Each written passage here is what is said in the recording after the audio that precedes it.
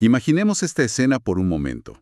Un país aprueba una ley de vanguardia, una ley que garantiza en el papel, con todos los sellos oficiales del Estado, que la identidad de una persona es válida y merece un respeto absoluto. Claro, un momento de celebración total. Exacto.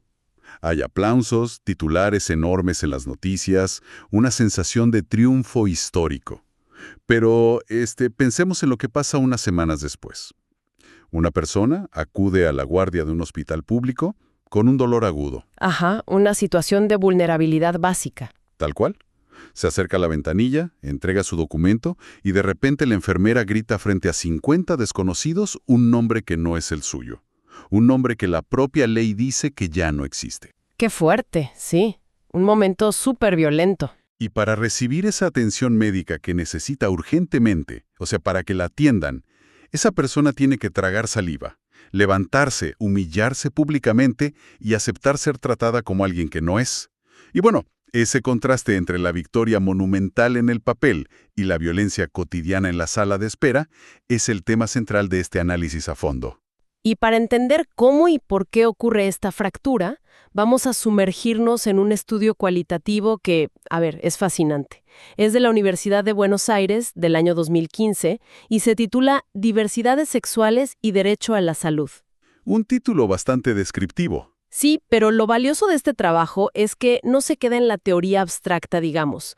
Los investigadores realmente entraron a los pasillos de los hospitales, entrevistaron a médicos, enfermeros, trabajadores sociales, pacientes. Fueron al terreno. Exactamente, todo para mapear dónde falla exactamente el sistema para la comunidad LGTBQI+, y lo más sorprendente, cómo un grupo de profesionales rebeldes, digamos, está improvisando tácticas de resistencia para evitar que la gente sea expulsada de las clínicas. El contexto histórico para quienes nos escuchan hoy es crucial, porque Argentina marcó un hito enorme en este tema. Fue el primer país de América Latina en reconocer derechos de diversidad sexual a nivel nacional. Sí, incluyendo el matrimonio igualitario y, claro, la ley de identidad de género. Y esa ley de identidad, la ley 26.743, no fue un simple trámite para cambiar una letra en un plástico. Determinó que el libre desarrollo de la persona, incluyendo tratamientos hormonales y cirugías, debía garantizarse, y esto es clave, sin exigir diagnósticos psiquiátricos. Esa es precisamente la palabra mágica, la despatologización. Históricamente, la medicina exigía que la persona demostrara tener un trastorno, como la llamada disforia de género, para poder recibir atención. Tenían que considerarte enfermo para ayudarte. Claro, y la ley eliminó esa barrera. Dictaminó que la identidad autopercibida es un derecho humano inalienable. Pero claro, una cosa es lo que dicta el Congreso en un papel y otra muy distinta es cómo opera una institución que lleva siglos, literalmente siglos, funcionando bajo una lógica completamente diferente. Ok, vamos a desempacar esto, porque creo que hay una analogía que nos puede servir. A ver. Tener esta ley es como instalar un software de última generación, súper avanzado, en una computadora que todavía usa disquetes. O sea, el sistema de salud, que sería el hardware, simplemente no está listo para correr este programa. Uy, sí. Esa analogía del hardware obsoleto es perfecta. Valida mucho el marco teórico que usa este estudio.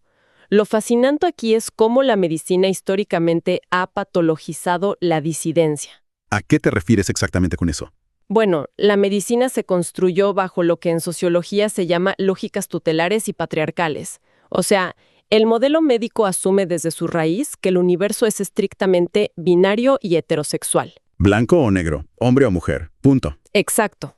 Entonces, los cuerpos y las identidades que rompen con ese binarismo y con el sistema de parentesco heteronormativo generan un cortocircuito enorme. Claro, el hardware se traba. Tal cual. Las instituciones no saben cómo leer a estas personas porque no encajan en sus formularios preimpresos, no encajan en la distribución de las salas de internación y, sobre todo, no encajan en la formación mental de los profesionales. Es profundamente irónico, ¿no? Pensemos que un hospital público tiene la capacidad técnica, la ciencia para realizar un trasplante de corazón a pecho abierto.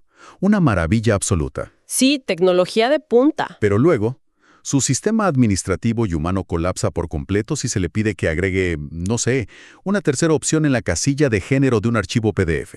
Es una ironía, sí, pero es una ironía súper dolorosa. porque ese colapso administrativo tiene consecuencias reales y devastadoras en los cuerpos de las personas. Y aquí el estudio profundiza desglosando el concepto de vulnerabilidad. Ajá, porque no es una debilidad propia de la persona, ¿verdad? Exacto. Citando al autor José Ricardo Ayres, el estudio dice que la vulnerabilidad opera en 3 niveles: el nivel singular, el social y el programático. La vulnerabilidad es algo fabricado por el entorno, por estos procesos biopolíticos. Procesos biopolíticos. A ver, explícanos un poco eso. Bueno, se refiere a cómo el Estado administra la vida humana. Y el estudio cita al filósofo Giorgio Agamben. Él habla de cómo ciertas personas son reducidas a lo que llama la ZOE. A ver, pausa. Porque hablar de ZOE, de vida desnuda, y biopolítica suena a, no sé, la antigua Roma o a un régimen totalitario de hace un siglo. Sí, suena a un concepto súper teórico. Claro. Y estamos hablando de una sala de espera en un hospital público moderno, lleno de profesionales de la salud. ¿No es un salto demasiado dramático decir que un error burocrático o llamar a alguien por otro nombre equivale a despojarlo de su estatus político y de su humanidad? A ver, parece un salto dramático hasta que escuchas los testimonios del estudio y entiendes realmente cómo funciona el mecanismo de expulsión. Te escucho. En la antigua Grecia, el bios era la vida del ciudadano, el que tiene derechos políticos.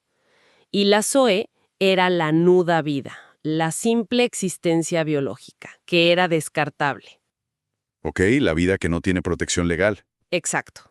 Entonces, cuando una chica trans entra a una guardia con una infección severa y el médico de turno no solo usa su nombre muerto a gritos, sino que la asigna a un pabellón de hombres donde corre peligro de sufrir violencia física y sexual, no estamos ante un simple error burocrático. ¡Wow! Claro, la están poniendo en peligro real. El sistema le está diciendo básicamente, tus derechos de ciudadana, tu bios, aquí adentro no valen. Para nosotros solo eres un cuerpo biológico que incomoda. Al negarle su identidad, se le niega el trato digno, forzándola literalmente a huir del hospital para proteger su integridad. Entiendo el punto perfectamente. Es que, digamos, el destierro no es que te pongan en un barco y te alejen del país, es que te hagan la estadía tan insoportable que prefieras quedarte en casa aguantando el dolor físico antes que enfrentar ese dolor psicológico de la institución. Totalmente. Y el estudio tiene ejemplos muy crudos que ilustran esto. Las entrevistas muestran cómo esto aleja a la comunidad del sistema de salud. Sí. Recuerdo el testimonio de un médico sexólogo en el documento. Él cuenta sobre unas jornadas en el Hospital Borda, que para quienes no lo conocen es un hospital psiquiátrico muy conocido en Buenos Aires. Sí, un lugar histórico. Y relata cómo evidenció, en pleno pasillo, miradas de profundo prejuicio por parte de sus propios colegas. Escuchó comentarios despectivos, insultos homofóbicos explícitos, diciendo, y cito, «son unos putitos», refiriéndose a los pacientes. Es tremendo. Y luego tienes a una médica neuróloga entrevistada que añade otra capa. Ella dice, imagínate que en la formación de la facultad, nada de esa realidad intersubjetiva se piensa o se estudia. Y entonces, ¿qué significa todo esto? Si la discriminación está penada por la ley, ¿por qué los médicos actúan así? O sea, ¿es puramente culpa individual de que sean malas personas? ¿O el enfoque biomédico de las universidades está fabricando profesionales ciegos? Es una combinación letal, digamos. Por un lado, sí, la universidad, con su enfoque biomédico, enseña a ver el cuerpo como una máquina aislada. Ignoran cómo las relaciones sociales o la autoimagen afectan la salud. Ven el hígado, no a la persona. Tal cual. Pero por otro lado, tienes la realidad de la trinchera del hospital. Imagina un médico en una guardia desbordada que tiene, no sé, 10 minutos por paciente. Con una presión de tiempo brutal. Brutal. Bajo esa presión, el cerebro humano recurre a atajos cognitivos, a prejuicios muy arraigados para procesar la información rápido. Y cuando entra alguien que rompe el esquema mental del médico, este siente desconcierto o miedo o simple incomodidad. Y en lugar de detenerse a preguntar, se escuda en la burocracia o en la hostilidad. Exactamente. Frente a un panorama tan hostil, la conversación en el estudio por suerte gira hacia las soluciones, o a cómo operan los trabajadores que deciden ir a contracorriente. Sí, porque habiendo establecido que el hardware falla, la investigación ilumina lo que llama dispositivos alternativos, y aquí entran los CEPAD, Los Centros de Prevención, Asesoramiento y Diagnóstico del VIH-Sida. Ahí es donde entra una diferencia teórica crucial que hace el estudio, entre un acto médico y un acto de salud. A ver, ¿cómo es eso? Un acto médico es curar una enfermedad biológica, dar la pastilla. Pero un acto de salud es el encuentro comunicacional, físico, el flujo simbólico entre paciente y profesional. Es ver al otro en su totalidad. Y los ejemplos que dan de estos actos de salud son increíbles. Trabajadores de la salud que no se quedan esperando a los pacientes en el consultorio de paredes blancas. Porque saben que no van a venir. Exacto. Salen de noche a las plazas de Villa del Parque a buscar a las chicas trans.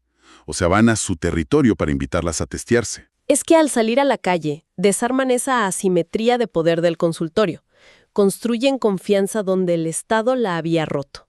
Y luego está el relato del médico generalista en el Centro de Salud y Acción Comunitaria, el CESAC. Cuenta que cuando ve a pacientes trans en la sala de espera, que van por su tratamiento de sífilis, nota cómo las miradas de los demás las incomodan. La sala de espera es un campo de batalla para ellas. Totalmente. Entonces, ¿qué hace este médico? Rompe las reglas de la fila, las llama rápido al consultorio para evitar que se diluyan entre la gente o se sientan tan acosadas por las miradas que prefieran irse sin atenderse.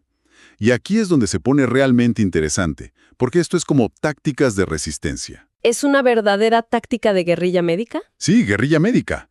Adaptan un sistema rígido en tiempo real, rompiendo los protocolos, para salvar vidas. Porque si esa chica se va, no se cura la sífilis. Exacto. Otro ejemplo clave es la jefa médica que habla sobre los tratamientos de hormonización. Ella explica que su trabajo no es solo dar pastillas o recetar una inyección.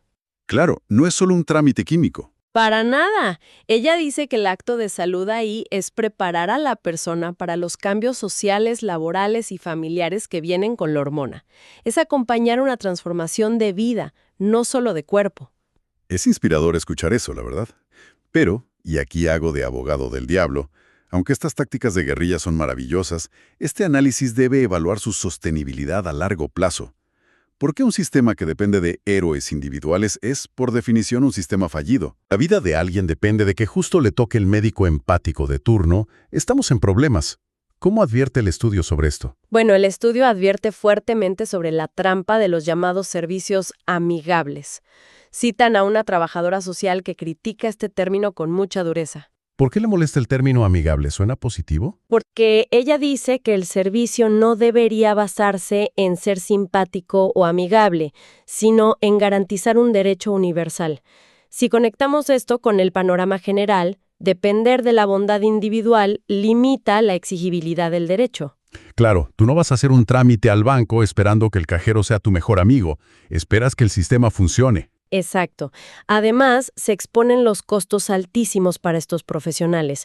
Hablamos de formación de equipos ad honorem, o sea, sin cobrar, o personas trabajando sin cargos fijos. La misma trabajadora social contaba que tardó años en conseguir un cargo formal, ¿no? Años. Y hay un testimonio de un jefe de servicio que es desgarrador. Él arma uno de estos equipos inclusivos, pero su mayor temor es, y cito, ¿qué pasa si me muero? ¿Quién asume esta temática? ¡Wow! Eso ilustra perfectamente cómo estos derechos viven en un estado de excepción constante. Es una burbuja que puede explotar si una sola persona falta al trabajo. Entonces, ¿cómo pasamos de esa empatía individual a una política pública real y sólida? La respuesta que dan los investigadores es que la clave está en los procesos colectivos de ciudadanización. Es decir, La alianza fuerte entre los movimientos sociales, los colectivos LGTBQI+, y los equipos de salud. Presionar juntos para que la empatía se vuelva protocolo. protocolos obligatorios, claro. Para ir resumiendo nuestros aprendizajes de hoy, queda clarísimo que tener una ley de identidad de género de vanguardia es el primer gran paso, un paso indispensable. Sí, sin duda. Pero la verdadera salud se garantiza en el trato humano, en despatologizar la diferencia en la práctica diaria y fundamentalmente en modificar los planes de estudio en las universidades de medicina para que los futuros doctores no salgan con ese chip binario. Y esto plantea una pregunta importante de ¿por qué esto le debe importar a cualquiera que nos escuche, más allá de si pertenece o no al colectivo? Es cierto, nos afecta a todos. Porque todos, en algún momento de nuestras vidas, somos vulnerables ante una institución burocrática gigante y fría. El derecho a la salud no es solo un papel firmado, es una práctica social diaria. Totalmente. Para despedir este análisis a fondo, me gustaría dejar a quienes nos escuchan con una inquietud, algo para pensar. Si hoy la garantía de estos derechos descansa, digamos, sobre los hombros de un puñado de trabajadores rebeldes y no remunerados, ¿qué sucederá el día que esos profesionales se jubilen? Es un escenario preocupante. Muy preocupante. Y más aún con la tecnología avanzando. ¿Será posible codificar la empatía en los algoritmos burocráticos del futuro? ¿O será que la salud comunitaria siempre, inevitablemente, requerirá de una resistencia humana, de alguien dispuesto a mirar a los ojos al otro, para no perder su esencia? Una gran reflexión. Los invitamos, a quienes nos escuchan, a observar cómo se aplican los derechos en sus propias instituciones locales la próxima vez que visiten una sala de espera. A ver si logramos ir cerrando esa brecha.